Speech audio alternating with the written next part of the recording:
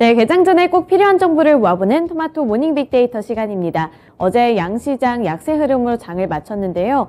미국에서 10월의 소매 판매 지수는 견조하게 나왔지만 소매업체인 타겟이 부진한 실적과 함께 어두운 전망을 내놓게 되면서 경기 침체에 대한 우려감이 다시 한번 부각받았습니다. 또 연준 쪽에서도 매파적인 발언이 잇따라 나오면서 시장에 출렁이는 모습이었는데 이 안에서 외국인과 기관의 수급 분석해보면서 오늘장 힌트도 얻어보시죠. 먼저 코스피 시장부터 살펴보겠습니다. 네, 코스피 시장에서 외국인은 LG 에너지 솔루션을 가장 많이 담았습니다. 2차전지 셋업체를 가장 많이 매수했고요. 그 아래로 삼성전기, LG전자 쪽으로도 외국인의 매수세 포착됐습니다. 그리고 게임 관련해서는 NC소프트가 가장 큰 관심을 받았는데요. 신작에 대한 기대감도 유효한데 이번에 게임주 전체를 향한 호재 소식이 또 한 가지 있었습니다. 이 지스타 2022가 개막한다는 소식이었는데 특징주 가서 더 자세하게 살펴보도록 하겠습니다. 또 아래로 롯데케미칼이 있는데요. 이번에 롯데정밀화학이 네옴시티와 관련한 수주 모멘텀을 안게 되면서 이 롯데케미칼 쪽으로도 매수세가 함께 유입이 됐습니다. 기관 살펴보겠습니다. 기관의 수급 살펴보시면 현대로템을 가장 많이 샀습니다. 현대로템 네옴시티와 관련해서 가장 큰 수혜를 입을 만한 종목으로 꼽히고 있는데요. 어제 빈살만 왕세자가 한국을 방문하게 되면서 현대로템이 가장 큰 관심을 받았습니다.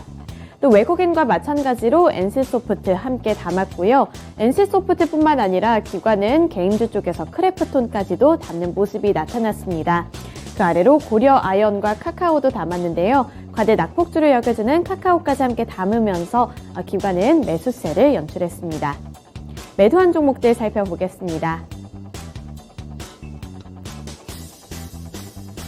외국인이 이번에 삼성전자 그리고 SK하이닉스를 모두 다 팔았습니다. 어제는 이렇게 반도체를 향한 투자 심리가 다시 한번 악화되면서 코스피 지수가 많이 내려갔는데요. 이번에 미국의 마이크론이 디램과 웨이퍼 생산을 20%가량 줄이겠다고 밝히면서 업황에 대한 우려감이 다시 한번 번진 겁니다. 따라서 외국인 리스크 관리에 나섰는데요. 다만 이번에 증권가의 평가를 보자면 마이크론의 결정이 결과적으로는 이 메모리 업황에 긍정적으로 작용될 것이라고 분석했습니다.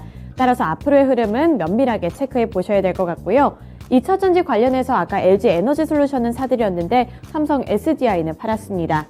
아래로 기아와 현대로템이 있는데요. 어제 현대로템 관심을 많이 받은 만큼 외국인은 수익 실현에 발빠르게 나타냈습니다. 기관 보시면 그간 네옴시티 관련해서 기대감을 많이 받았던 종목들을 위주로 팔았습니다. 대표적인 종목이 현대건설, 두산에너빌리티, 삼성물산이 되겠는데요. 지금까지 기대감을 많이 받으면서 그러한 기대감이 선반영됐다는 평가고요. 따라서 어제는 차익 실현 움직임에 나섰습니다. 또 SK이노베이션, 정유 관련해서 기관이 또 한 번 팔았고요. 2차전지와도 관련이 되어 있죠. 네, 마지막으로 롯데케미칼 쪽에서도 기관의 매도세가 포착됐습니다. 코스피 시장에서의 특징주 살펴보겠습니다. 현대로템입니다. 현대로템이 사우디와 함께 철도협력 MOU를 체결했다는 소식이 호재로 작용이 됐습니다. 사우디 투자부와 네옴시티 관련 철도협력 MOU를 체결을 했다는 건데요. 따라서 6.02% 상승한 28,200원의 거래를 마감했습니다. 현대로템은 네옴시티의 철도 인프라 구축을 위해 사우디 철도청과 철도 차량 제조 공장 설립 등을 협력해 나가기로 밝혔는데요. 빈살만 왕세자의 방안으로 인해서 기대감이 많이 반영이 됐는데 그렇다고 해서 이 네옴시티 관련 종목들이 다 같이 오른 것은 아닙니다. 앞서 살펴봤다시피 지금까지 기대감을 많이 받았던 종목들 어제는 차익 실현 매물이 빠져나오면서 조금은 주가가 많이 빠져나갔는데 반면에 사우디와 구체적인 협력 사업 내용이 발표된 현대로템 같은 경우에는 사업 성과에 따른 매출 증가를 기대할 수 있다는 점이 긍정적인 재료로 작용이 됐습니다. 네, 넘어가서 두 번째 특징주 살펴보겠습니다. 어제 보시면 대체적으로 게임 관련 종목들이 탄력을 받았습니다. 게임 관련해서 호재 소식이 있었는데요. 이번 주말까지 이어지는 지스타 2022가 어제 개막을 했습니다. 지수가 전반적으로 꺾이는 상황 속에서도 이런 호재 소식이 긍정적인 재료로 작용이 되면서 게임주들이 선방하는 모습이 나타났는데요.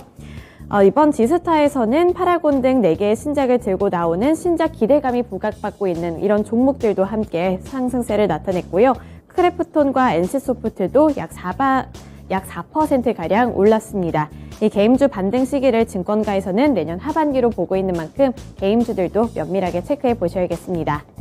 네, 코스닥 시장 살펴보겠습니다. 네, 코스닥 시장에서 외국인이 가장 많이 매수한 종목들 살펴보시면 엔터즈 쪽에서 SM 그리고 JYP 엔터테인먼트가 있습니다. 이렇게 두 가지 엔터 관련 종목들 최근에 좋은 분위기 잘 이어가고 있고요. 또 두 번째로는 리노공업을 가장 많이 매수했습니다. 최근 3거래일 연속으로 상승하는 흐름을 나타내고 있는데 이 리노공업이 시장의 기대치를 뛰어넘는 실적을 낸 점이 투자 심리를 개선을 시켰습니다. 또 아래로 리오프닝 관련해서 파라다이스 탄력받았고요. HPSP도 반도체 장비 종목 쪽에서 외국인이 매수한 종목입니다. 주가 자체는 오르락 내리락 반복을 했지만 결국에는 상승 마감에 성공했습니다. 기관 보시면 신재생 에너지 관련 종목을 사드렸는데요. 대표적인 종목이 풍력 쪽에서 3강 MNT가 있습니다. 변동성이 강했는데 이 종목 역시 결국에는 상승 마감에 성공했고요. 그 아래로 보시면 바이오 종목들을 대체적으로 매수했습니다. 레고캠 바이오부터 GC셀까지 기관의 매수세가 포착됐습니다. 매도한 종목들 살펴보시죠.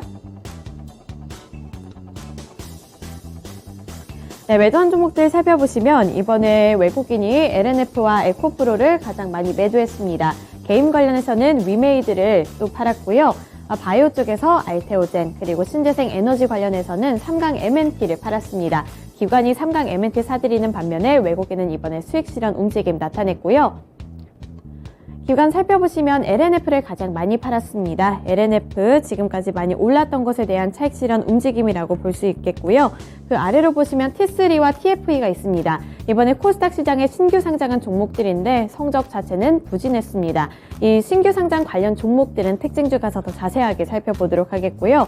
또 월드컵 기대감을 받고 있는 아프리카 TV가 예상과 다르게는 주가가 그렇게 힘을 못 내고 있습니다. 기관 쪽에서도 대거로 매도하는 모습이 포착이 됐고요. 리오프닝 기대감에 대해서 파라다이스가 있는데 기관은 파라다이스까지 함께 팔았습니다. 특징주 살펴보겠습니다. 네, 코스닥에 신규 상장한 종목들이 있는데요. TFE 그리고 T3가 있습니다. 우선 T3 같은 경우에는 이번에 공모가를 22%가량 웃돌았는데요. 공모가는 1,700원으로 책정이 됐습니다. T3는 게임 소프트웨어 개발사로 알려져 있는데 공모가 자체는 웃돌았지만 시초가 대비 14% 넘게 하락하면서 장을 마쳤습니다. 또 TFE 같은 경우에는 시초가 대비 7.4% 하락하면서 또 부진한 성적을 거뒀는데요. 이 시초가는 공모가보다 4.76% 하락한 만원에 형성이 됐습니다.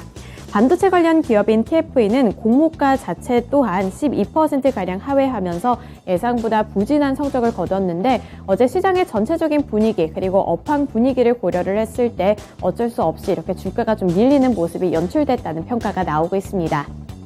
네, 마지막으로 오늘 주요 일정도 함께 살펴보겠습니다. 네, 오늘 주요 일정 살펴보시면 신규 상장 관련한 소식이 좀 많이 예정이 되어 있는데요. 첫 번째로 엔젯의 신규 상장일입니다. 이 공모가는 만원으로 책정이 되어 있고요. 엔젯은 초정밀 잉크젯 프린팅 전문 업체라고 알려져 있습니다. 그리고 두 번째로는 유비온이 신규 상장할 예정이라고 하는데요. 이 공모가는 2,000원으로 예정이 되어 있고 관련 섹터로는 교육 및 온라인 교육 섹터로 분류가 되어 있는 만큼 이 두 가지 종목들 함께 눈여겨보시길 바라겠습니다. 네, 이렇게 주요 일정까지 함께 살펴봤고요. 지금까지 토마토 모닝 빅데이터 시간이었습니다.